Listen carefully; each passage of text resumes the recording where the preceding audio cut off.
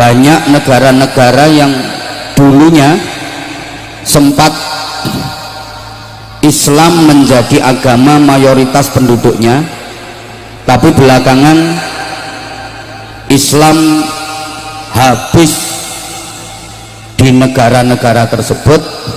Kalaupun ada, hanya tersisa sedikit dan kemudian menjadi minoritas. Di benua Eropa banyak negara-negara yang dulu Islamnya sangat besar. Contoh Spanyol, ngertos Spanyol ya, loreng godong anyel lau empun ayo ngaji. Spanyol itu dulu Islam mayoritas, berdiri kerajaan Islam, dan Islam sempat meraih kejayaan. Sampai sekarang banyak ritus-ritus religi yang membuktikan bahwa Islam pernah sukses membangun peradaban di sana, melahirkan ulama-ulama besar, salah satunya yang ngarang kitab nahwu, ilmu gramatika yang dipelajari di hampir seluruh pesantren di Indonesia. Kitabnya bernama Alfiyah Ibnu Malik. Pengarangnya itu orang Spanyol, duduk wong Karangawen, namanya Syekh Muhammad Jamaluddin bin Abdullah bin Malik Al-Jayyani Al-Andalusi. Andalusia itu Spanyol. Sekarang agama Islam sangat-sangat sedikit di Spanyol, tinggal sedikit, minoritas. Demikian pula Rusia, negaranya Vladimir Putin itu sekarang jadi negara komunis. Padahal dulu Rusia itu penduduknya mayoritas sempat beragama Islam. Sekarang Islam habis di sana. Kenapa? Karena di Spanyol, di Rusia itu nggak ada pondok-pondok pesantren, nggak ada madrasah-madrasah diniyah. Makanya agama Islam hilang dari sana. Allahumma sholli ala Muhammad. Ibu-ibu, bapak-bapak, adik-adik, seluruh jamaah yang saya cintai, yang saya hormati rahimakumullah, keberadaan pondok pesantren di Indonesia ini sangat-sanat penting, terutama untuk melestarikan agama Islam dengan haluan ahlus sunnah wal jamaah. Selama di Indonesia ini masih banyak pondok-pondok pesantren, apapun yang terjadi, Islam ahlus sunnah wal jamaah akan tetap jaya, alhamdulillah.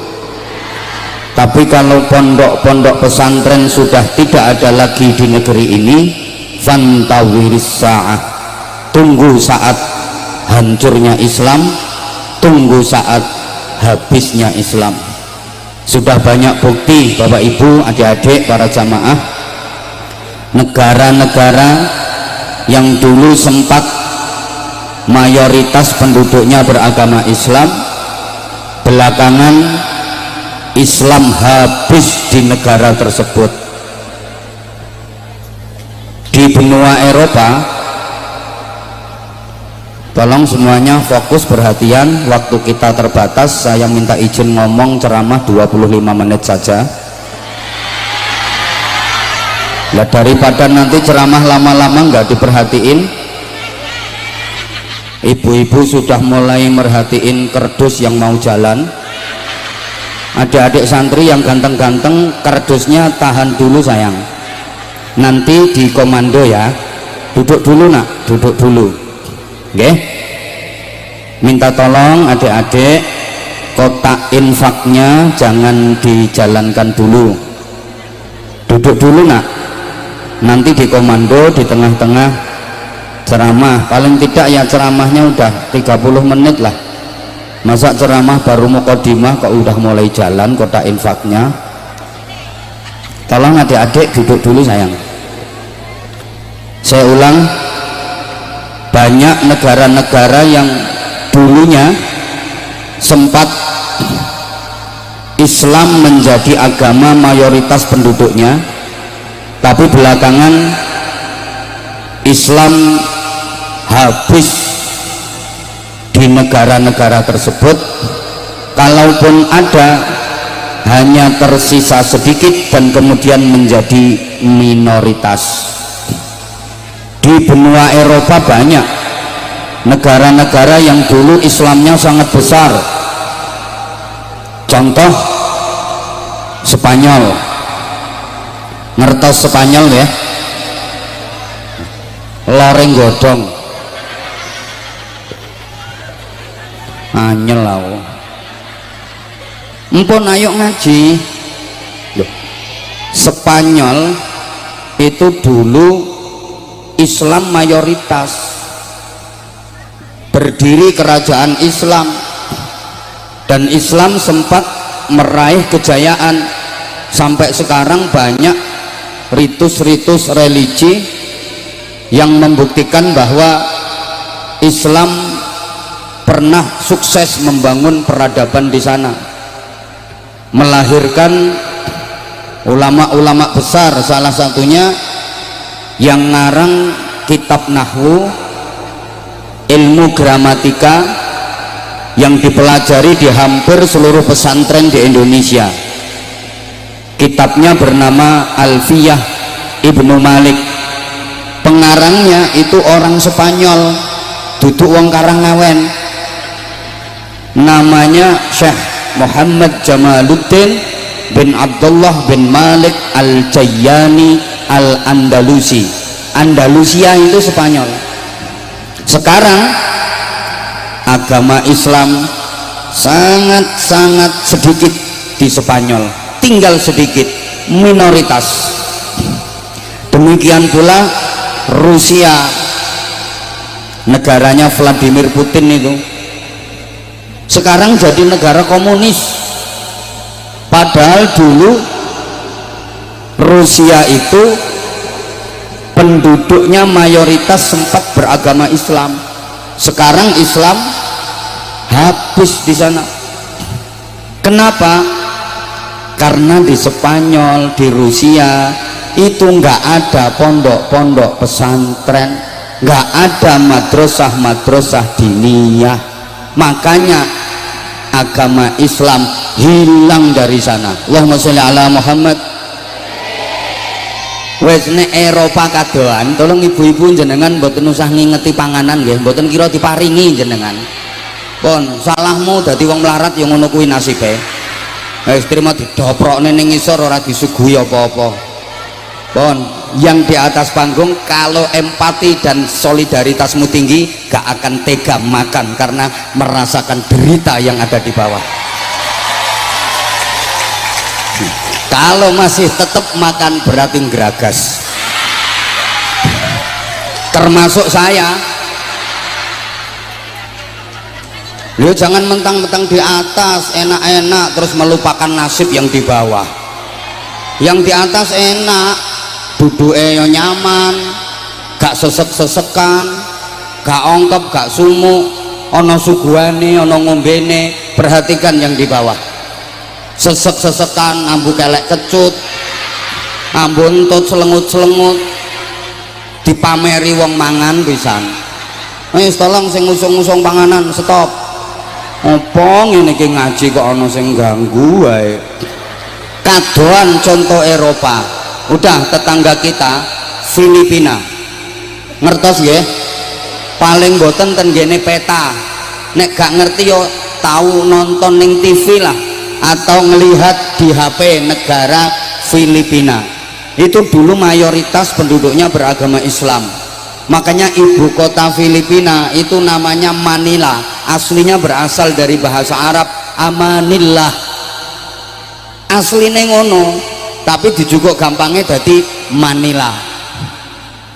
Sekarang Islam habis di sana, tinggal minoritas sedikit banget. Kenapa? Karena di Filipina nggak ada pondok pesantren, nggak ada madrasah diniyah.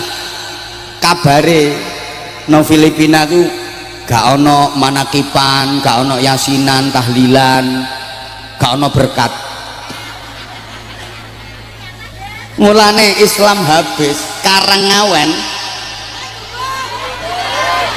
Gubuk, ya, Pilang Wetan, Kecamatan Kebon Agung, ngapunten, Pilang Wetan, Gubuk, dan rungokne toh Kebon Agung, selama masih ada berkatan maka Islam akan tetap jaya. Tapi kalau sudah tidak ada berkat, tunggu tanggal mainnya, Islam akan habis. Hidup berkat, hidup berkat.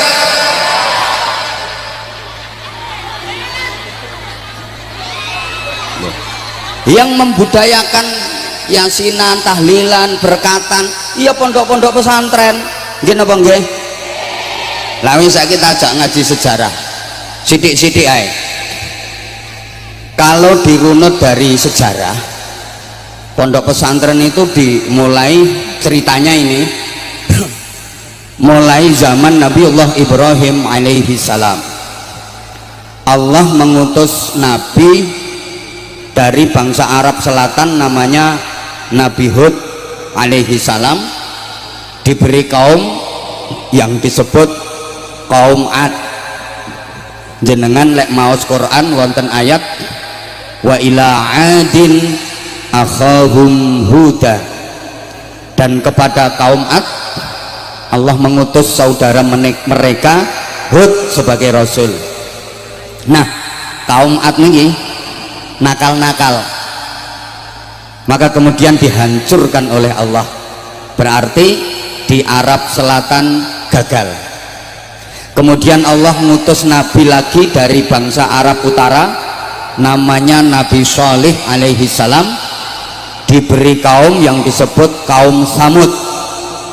Jenengan lek maca Quran wonten ayat wa ila samuda akhahum shalihah, dan kepada kaum Samud Allah mengutus saudara mereka sebagai nabi namanya Shalih.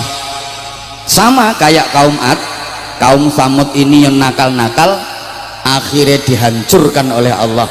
Di Arab Utara juga gagal. Jadi Arab Selatan gagal, Arab Utara juga gagal. Maka kemudian Allah mengutus nabi la minal kiduli wala minal lori, tidak dari kidul juga tidak dari lor, bal minat tengai, akan tetapi diutus dari bangsa Arab Tengah. Ini dipilihkan dari suku yang terkenal paling cerdas otaknya, paling fasih lesannya, paling gagah tubuhnya, paling ganteng wajahnya. Nabi pilihan itu bernama Ibrahim alaihi salam. Dan benar, semua nabi setelah Nabi Ibrahim itu semuanya berasal dari dzurriyyah keturunannya Nabi Ibrahim alaihi salam.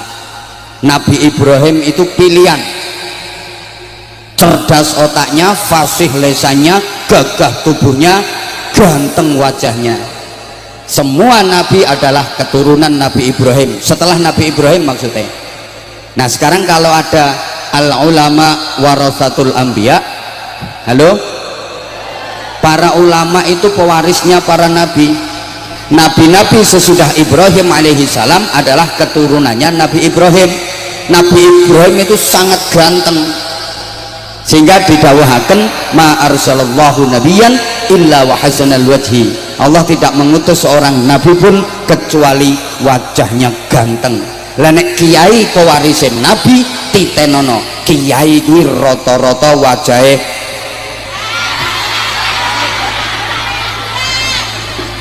Lho sing kiai tenan lah kula mboten kiai kok lho lamono mboten ganteng niku nek wis dadi kiai ada aura tersendiri mantesi disawangku jan sedep tur ngangeni walaupun janjane ora bagus ning nek wis dadi kiai mengandung aura lho umpama nek orang ganteng ora bagus ya ora apa-apa ora dadi syarat innallaha la yanzuru ila suwarikum wala ila ajsadikum wala ila ahzabikum walakin yanzuru ila qulubikum wa niyatikum. Yang dipandang Allah, yang dinilai Allah bukan tubuhmu, bukan wajahmu, bukan nasab keturunanmu, tapi niat dan hatimu. Iki dalile kiai sing orang ganteng.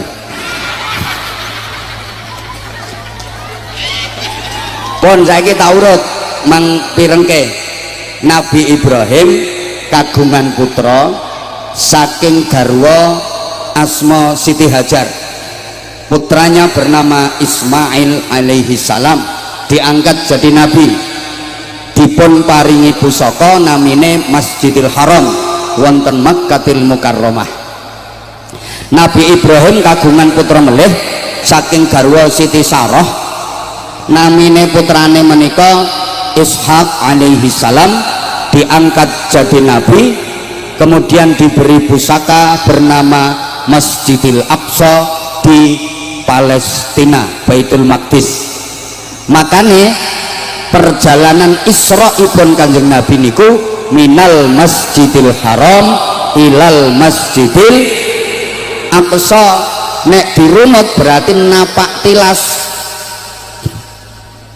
pusakane Nabi Ismail Masjidil Haram, pusakane Nabi Ishak Masjidil Aqsa. Mulane Kanjeng Nabi sakderenge Mi'raj minggah dateng Sidratul Muntaha dipun isra'aken perjalanane minal Masjidil Haram ilal Masjidil. Sampai mriki paham? Ya Allah gak nyaut. Ngaji sejarah niku kudu runut. Maka lek jenengan mboten paham niki sak mengguri ya on. Dilanjut. Ya wes, dari Nabi Ismail ini menurunkan bangsa Arab, negara-negara Timur Tengah itu rata-rata berasal dari keturunan Nabi Ismail. Nabi Ishak punya anak namanya Yakub alaihi salam. Dari Nabi Yakub ini melahirkan keturunan Bani Israel. Jadi Bani Israel niku keturunane Nabi Yakub alaihi salam. Eleng-eleng sapa ngerti engko dadi pertanyaan sing iso jawab entuk hadiah sarung cap.